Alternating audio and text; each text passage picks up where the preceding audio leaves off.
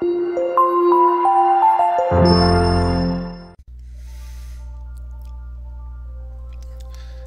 tal? ¿Cómo están? El día de hoy en esta sesión vamos a revisar conceptos básicos sobre la fisiología muscular. La verdad que es un tema muy importante antes de empezar incluso a hablar sobre la fisiología cardíaca, debido a que, bueno, como ya sabemos, pues el corazón también es un músculo. El cuerpo humano está envuelto en una capa muscular bastante importante. Y sin más, pues tenemos que entender conceptos claves, y va desde nada en cuanto a la regulación química de muchos electrolitos. Uno pensaría que la función del músculo no está tan relacionada con una función química, y pues no. Como lo mencionábamos, la física y la química juegan una parte muy importante en cuanto al estudio de la fisiología. Hay que aclarar nuevamente que pues estos solamente son conceptos meramente básicos. Es un tema que se tiene que ampliar mucho. Se puede sacar muchísima información de esta parte. Y es muy importante la cuestión de que debemos de dejar estos conceptos básicos claros. Vamos a empezar con una parte importante, que va relacionado con un tema que se tuvo que haber checado al momento de terminar célula, pero bueno, por la organización esto un poquito es complicado, y tiene que ver precisamente con la actividad eléctrica que puede generar la célula, y en específico el cuerpo humano. Yo creo que todos hemos escuchado justamente que el cuerpo puede producir energía, puede producir actividad eléctrica, y tal vez no como lo mostrasen ahí en la imagen, prender un foco en ciertas circunstancias. O no somos baterías andantes.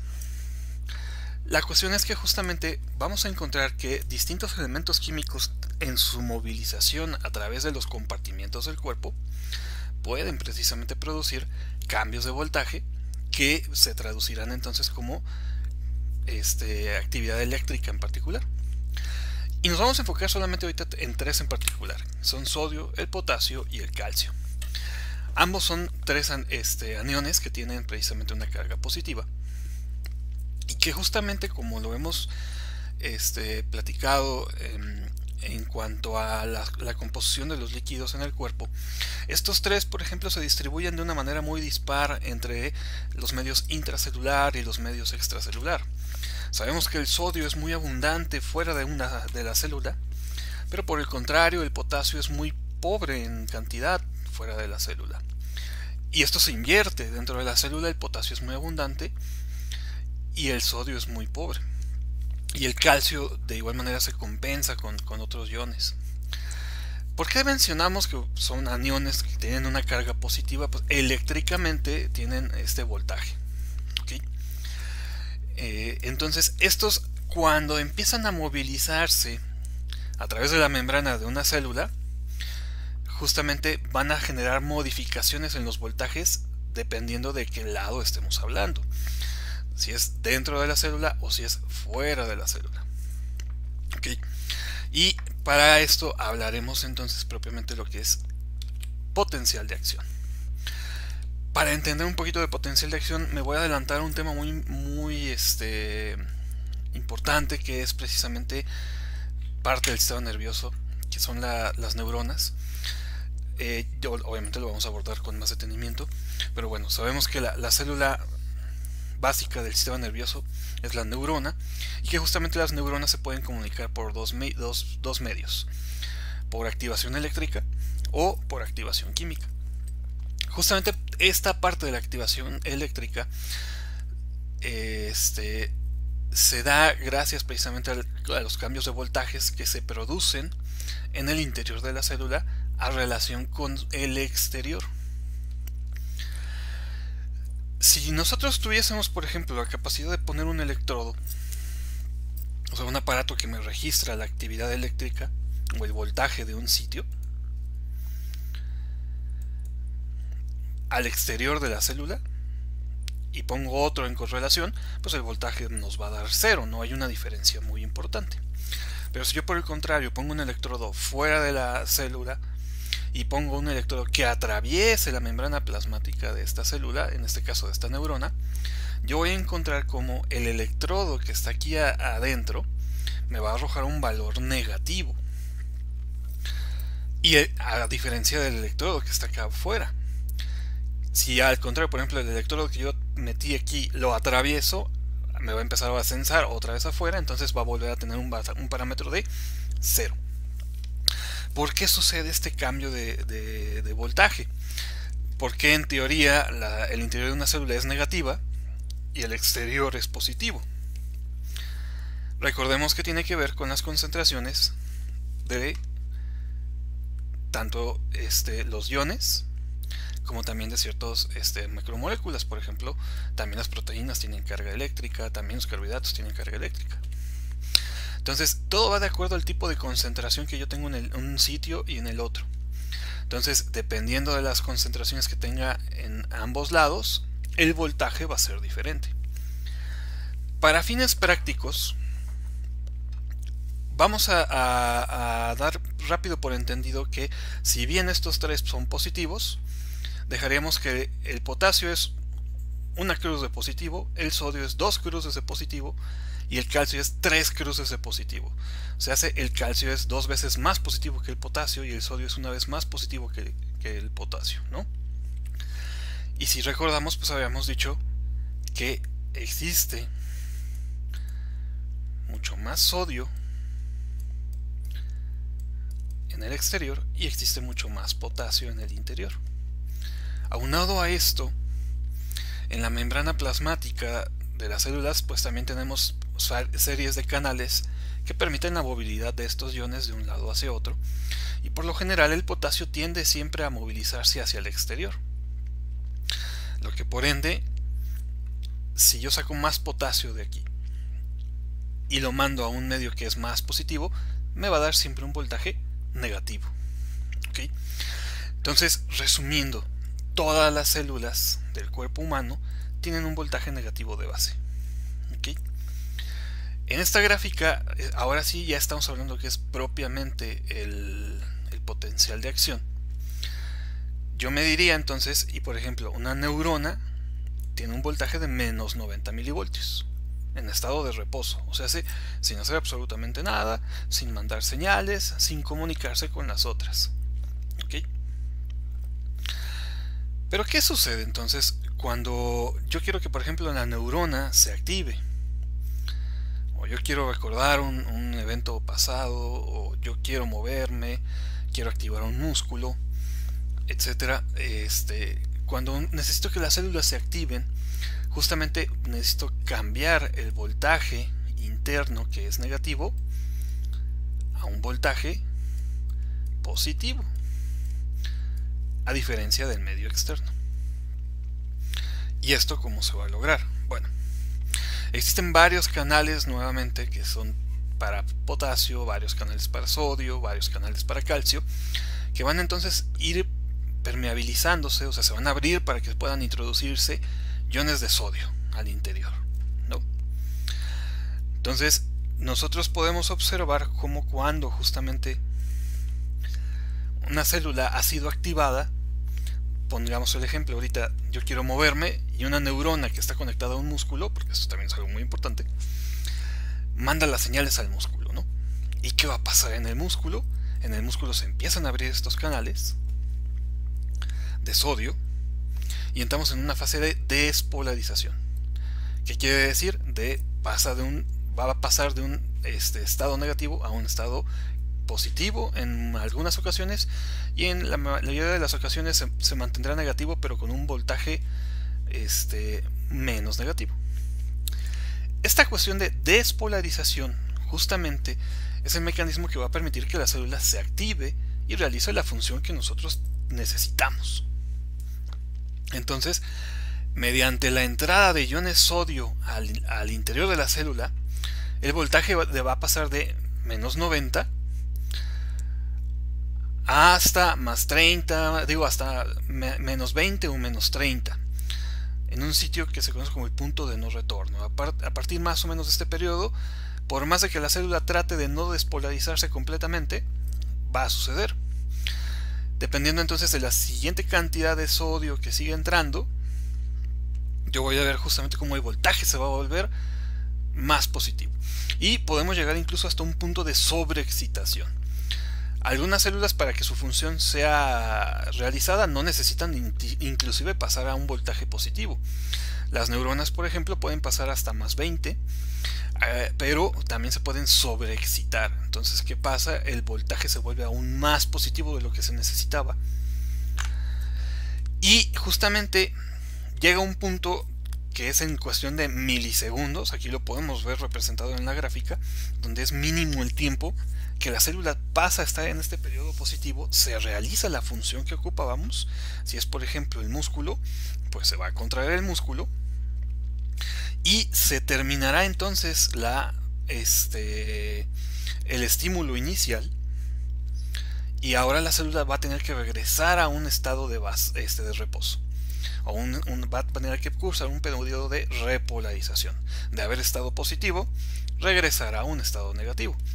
Y esto lo va a lograr mediante una bomba muy importante que también tendremos que mencionar, que es la bomba sodio-potasio. Okay. La bomba sodio-potasio es un elemento sumamente importante que va a permitir precisamente restablecer el voltaje normal de la célula.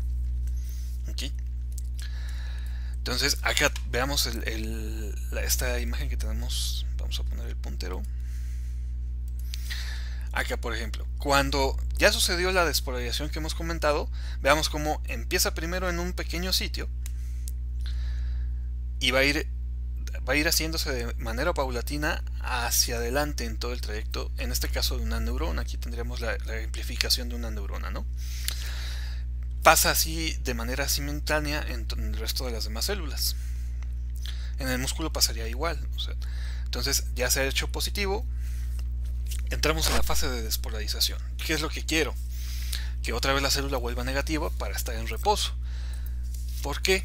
Porque si la célula no se vuelve al reposo, no va a poder contraerse nuevamente. Entonces, la bomba sodio-potasio va a actuar precisamente para retornar una cantidad de iones de potasio al interior y expulsar una cantidad mayor de sodio. ¿Cómo lo hace? Justamente mediante distintos canales en particular. Hay canales que no requieren mayor esfuerzo y nos van a ayudar con una medida muy pobre, muy poca. Pero mediante la combustión de energía de la molécula de adenosin trifosfato, o el ATP, se va a poder activar la bomba de sodio-potasio, que va a precisamente liberar 3 iones de sodio al exterior y va a introducir en contraste 2 iones de potasio al interior. Entonces justamente va a movilizar de a 3×2, y esto va a restablecer la concentración idónea normal de potasio y la concentración idónea normal de sodio, tanto dentro como fuera de la célula, restableciendo nuevamente el voltaje. ¿Okay? Porque si yo saco más sodio, y meto menos potasio, la concentración también va a jugar a favor en esto, y el voltaje, como ya lo habíamos comentado, pues también va a estar en esta parte, lo que me va a dejar que la célula termine nuevamente como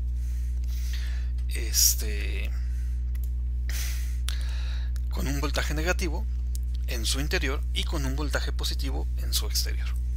¿Okay? Ahora sí, ¿por qué empezar con estos elementos si lo que tenemos que hablar es sobre el músculo? Bueno, justamente si no entendemos potencial de acción,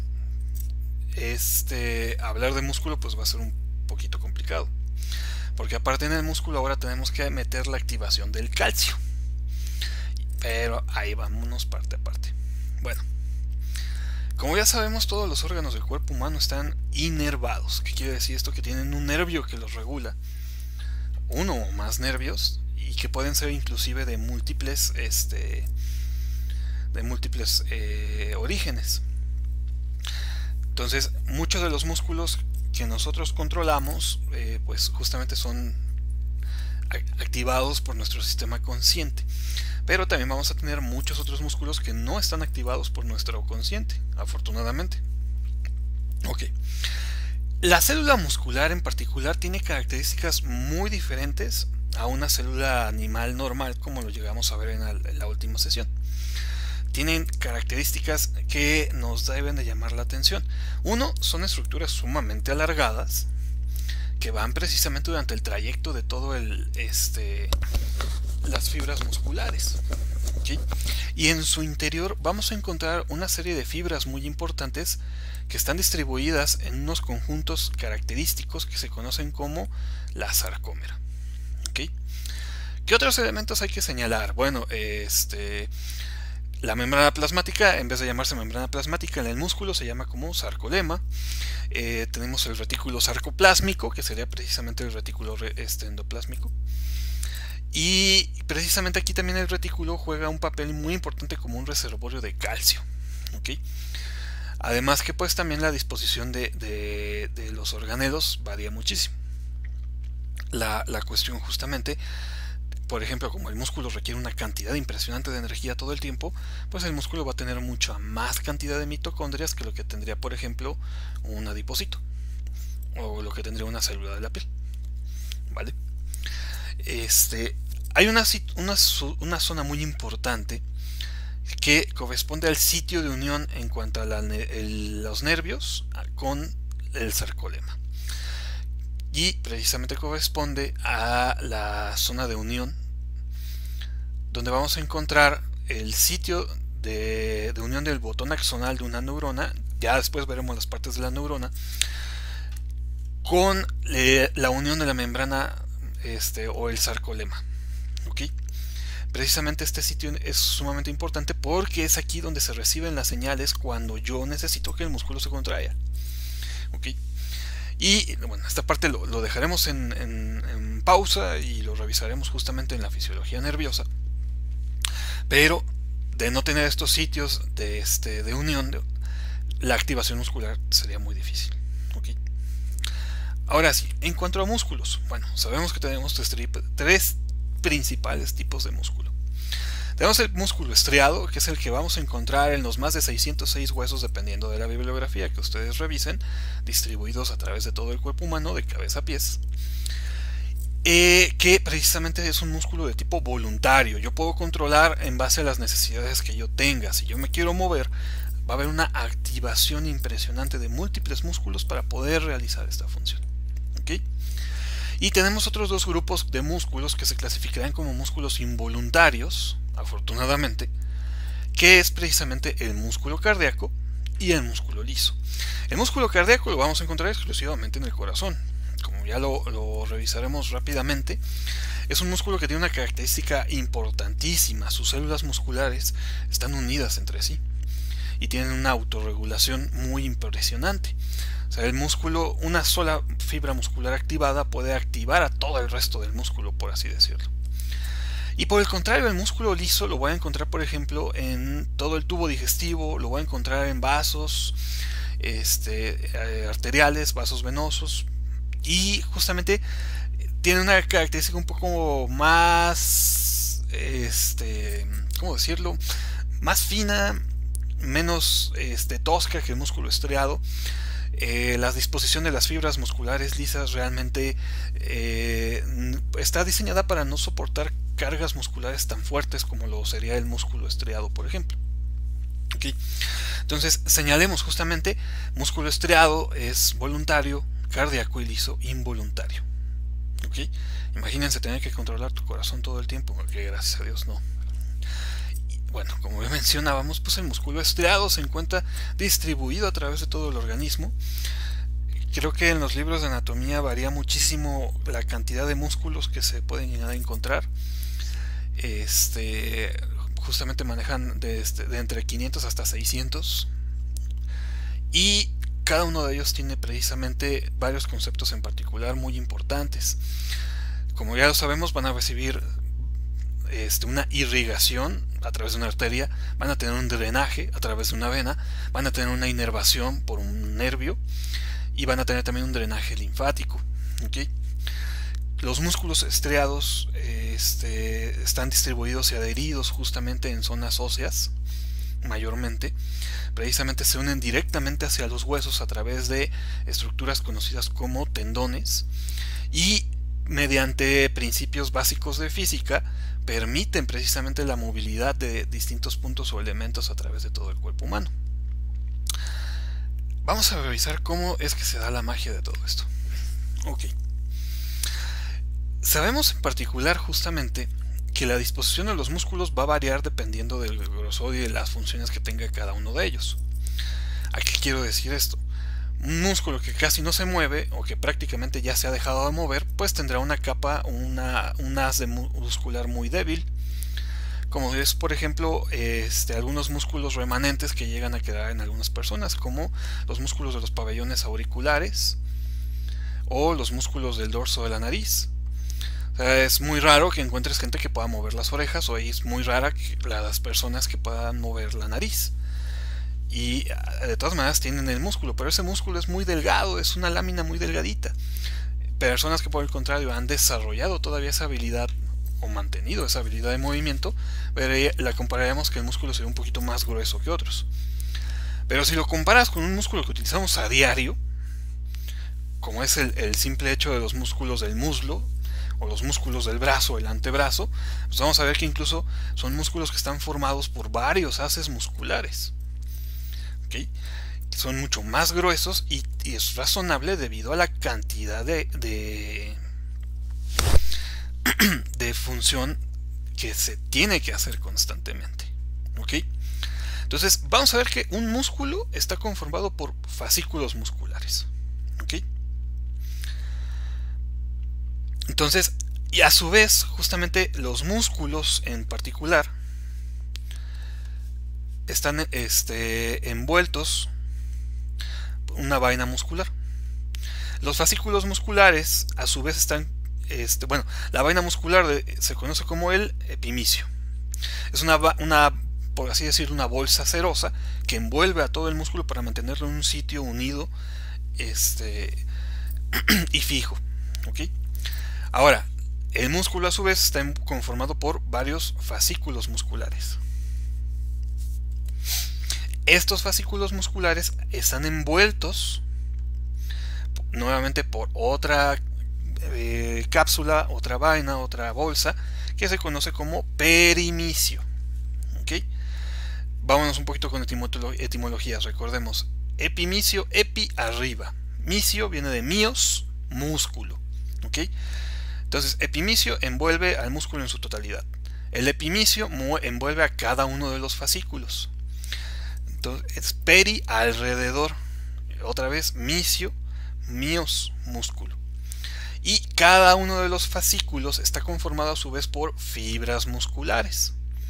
Las fibras musculares, a su vez, están envueltas en otra cápsula que se conoce como endomicio.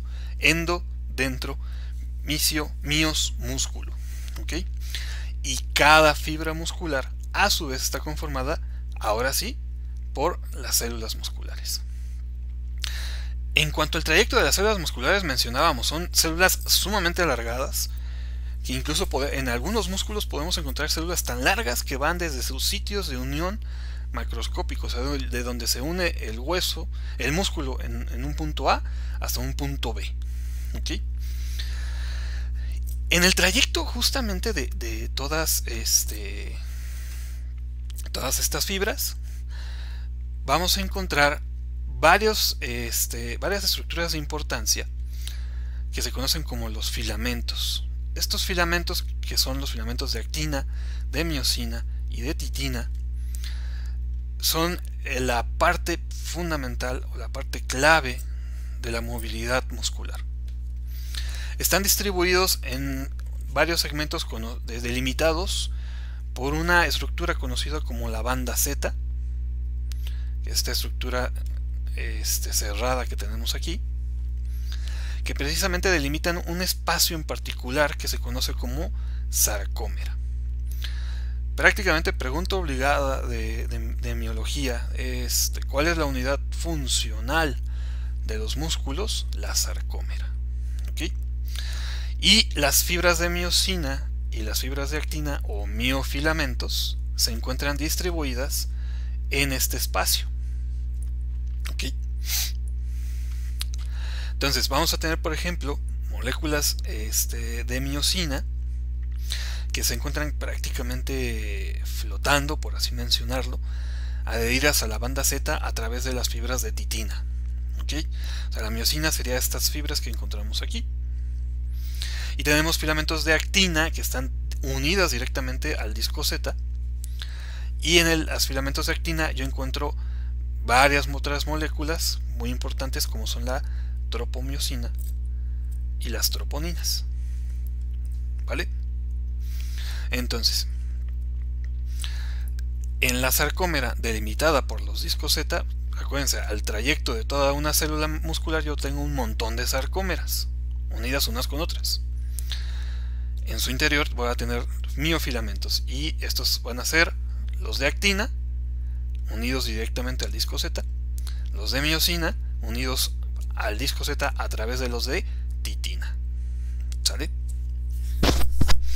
Entonces, justamente los filamentos de miosina tienen varias estructuras cefálicas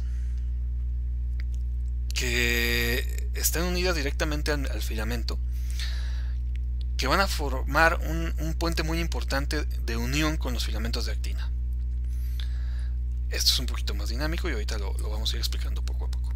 ¿Okay? Entonces, dentro de la distribución, recordamos, los músculos están conformados por fascículos, los fascículos por fibras, las fibras por células, y justamente el músculo está envuelto en un epimicio, las fibras están envueltas en un perimicio,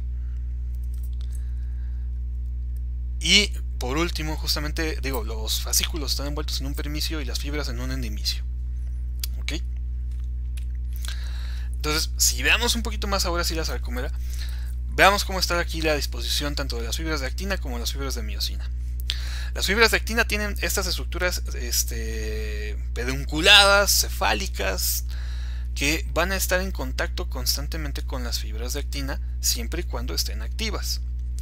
En las fibras de actina yo tengo envueltas varias proteínas que tienen un rol muy importante, y estas son la tropomiosina y las troponinas. ¿Ok? Y como mencionábamos, la titina sirve como punto de anclaje o punto de fijación para las fibras de miosina. ¿Cómo se ve en la vida real? Así. Aquí nosotros estamos viendo precisamente una vista microelectrónica con uno de los mejores microscopios que hay, el microscopio electrónico, de cómo se ve la disposición precisamente de los filamentos en una célula muscular. Entonces acá podríamos diferenciar justamente los filamentos en particular, los discos Z, y bueno, también hay varios segmentos en particular como la banda H, la banda I, pero de momento no me voy a meter tanto en esta clasificación. ¿Ok? Nada más lo que vamos a dejar ahorita, por ejemplo, la banda H es este espacio que se comprende entre el inicio de una fibra de actina contra el inicio de otra fibra de actina contraria. ¿Por qué me menciono esta parte? Porque justamente cuando se da la función muscular, recordemos, todas estas sarcómeras están distribuidas a lo largo de una fibra. ¿Ok? Entonces, cuando yo he activado el músculo, ¿qué va a pasar? Las fibras de miosina van a empezar a caminar sobre las fibras de actina. O sea, estas porciones pedunculadas se van a empezar a pegar en los trayectos de actina, a manera de que precisamente el espacio que se comprende de una fibra de actina contra el espacio o contra el contrario se va a reducir, se va a disminuir. Y esto me va a generar precisamente que el trayecto o la distancia de la sarcómera disminuye. A resumidas cuentas, si esto lo traspolo a todas las sarcómeras de una fibra y a todo el músculo, es que si yo tengo un músculo, por ejemplo, que en total mide 5 centímetros de largo, pero yo lo activo para que se contraiga, ahora va a pasar a tener 2 centímetros de largo. Y esto es precisamente lo que va a permitir que el músculo se contraiga, y al estar adherido a un hueso, bueno, a uno o más huesos, permita entonces la movilidad. ¿Ok? es como el principio de las poleas. Son principios físicos. Entonces yo estoy jalando un segmento de donde está el músculo adherido y esto permite el movimiento. ¿Ok? Vamos, justamente como se vería algo parecido así.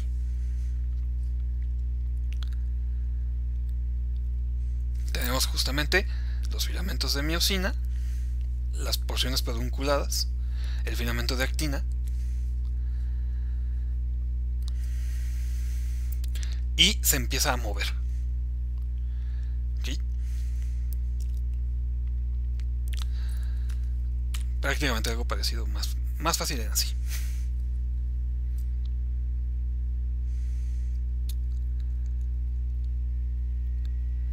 Ok, ¿cómo sucede esto? Porque también no es nada más por obra y magia divina.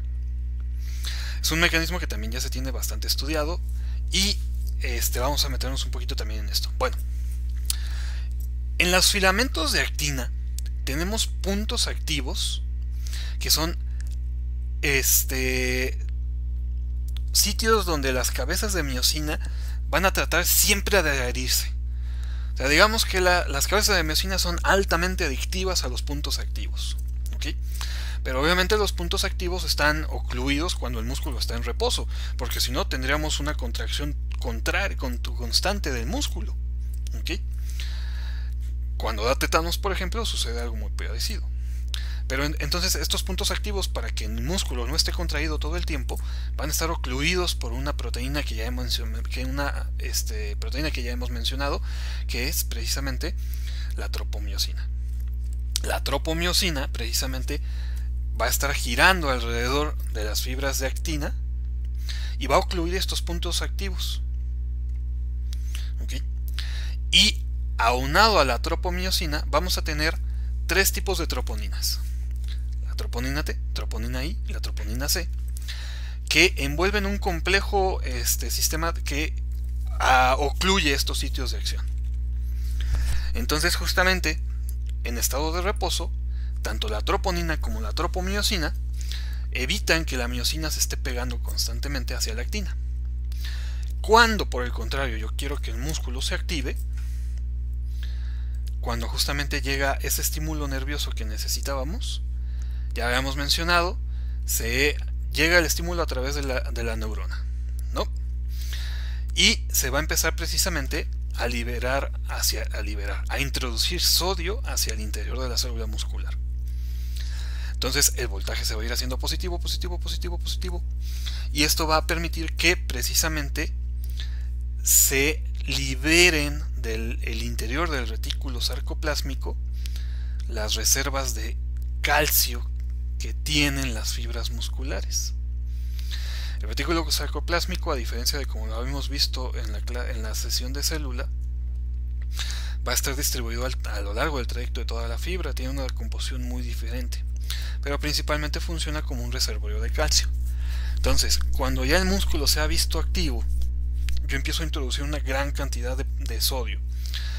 Y acuérdense que el voltaje, lo positivo trae lo positivo. Entonces, esto va a empezar a aumentar el voltaje positivo, se libera calcio hacia el interior, y el calcio juega aquí un rol importantísimo, porque se va a unir precisamente a las troponinas.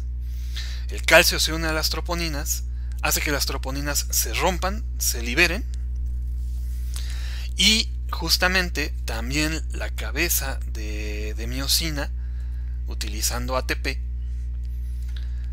destruye la unión, bueno, no destruye, sino que simplemente libera la unión que tiene la tropomiosina con la actina, liberando estos sitios de acción. O sea, hace de forma activa, utilizando energía, se liberan los elementos que vigilaban el sitio de acción. Y esto va a permitir que entonces la miosina se una a la actina y empezar a generar la contracción, ¿vale? Obviamente que, por ejemplo, esta cabeza de miosina, al encontrarse otro sitio de acción adelante liberado, hará lo mismo. y así sucesivamente con todas las fibras, hasta el hecho de llegar a un punto en el que el músculo se encuentra contraído, el diámetro longitudinal del músculo se ha visto reducido, pero por lo tanto se ha logrado la función de movimiento deseada. ¿Vale? Hay que señalar todavía más cosas, obviamente. Este es un resumen muy esmero, muy básico, pero a grandes rasgos es así como funciona el músculo. ¿Ok? Entonces, obviamente, pues hablar un poquito más de la activación, de cómo juega un papel importante el ATP en su transformación de ADP, con quién se une el calcio, son elementos que deben ustedes revisar, pero a grandes rasgos es como así funciona la activación del músculo. Y curiosamente también funciona así la activación del músculo cardíaco. Aquí vemos una imagen histológica, estamos viendo las células del corazón. Y así también funcionaría el músculo liso. La diferencia radica en algunos conceptos importantes. En cuanto al músculo liso, por ejemplo, pues la disposición de sus fibras musculares es muy diversa. O sea, yo la puedo tener precisamente como un tipo A, un músculo liso multiunitario, fibras dispersas por todos lados, o un músculo liso unitario, una forma más estructurada, ¿no? Como lo tendríamos, por ejemplo, en los vasos sanguíneos. Y la cuestión, por ejemplo, que en musculatura lisa, en el tubo digestivo, pues la regulación es muy invariable. No, y la movilidad también es muy diferente. ¿Okay? O en el músculo cardíaco, aquí sí tenemos que señalar una parte muy importante, que las fibras musculares del corazón tienen características muy esenciales. Una de ellas es que precisamente estas células se conforman en un elemento que se conoce como un sincitio. ¿Qué quiere decir? Todas las células musculares cardíacas tienen una unión entre sus membranas plasmáticas. Y esto permite precisamente que cuando una sola célula muscular cardíaca se ha activado, ¿qué quiere decir? Que ha pasado de positivo a negativo, esta misma célula, al tener la unión con sus membranas plasmáticas, modifica el voltaje interno de las demás. O sea, cuando esta se ha vuelto positiva, los iones que se han introducido viajan a través de todas las demás células, modificando nuevamente entonces el voltaje de positivo a de negativo a positivo. Y esto producirá obviamente una mejora en cuanto a la contracción, porque recordemos que al contrario del músculo liso, la contracción del músculo cardíaco tiene que ser coordinada y ordenada. ¿Ok? Y otra característica también muy importante en cuanto al calcio que se maneja en las fibras musculares cardíacas, la contracción del músculo cardíaco es mucho más prolongada que la que encontraríamos en el músculo esquelético o en el músculo liso. Entonces tienen ciertas diferencias importantes que también van de acuerdo a la distribución de sus fibras de actina y de miosina, pero el principio en general es el mismo y es básicamente en base a la activación de los sitios de unión que se encuentran en la actina mediante la liberación de la troponina, las troponinas y la tropomiosina, y la unión de la miosina a estos sitios de unión. ¿Vale? Les digo, esto es nada más los conceptos básicos. Obviamente de músculo, insisto, son muchos más elementos que hay que señalar. El músculo también juega un papel muy importante en la termorregulación, en la movilidad de los vasos sanguíneos, en la movilidad de la sangre en los vasos sanguíneos. Son muchas cuestiones. Pero vamos, esto lo tendrán que ir desarrollando en un futuro. Entonces espero por favor les haya funcionado, les haya servido esta breve reseña y muy breve explicación. Y pues sin más por agregar hasta el momento, sería todo por esta sesión. Hasta luego.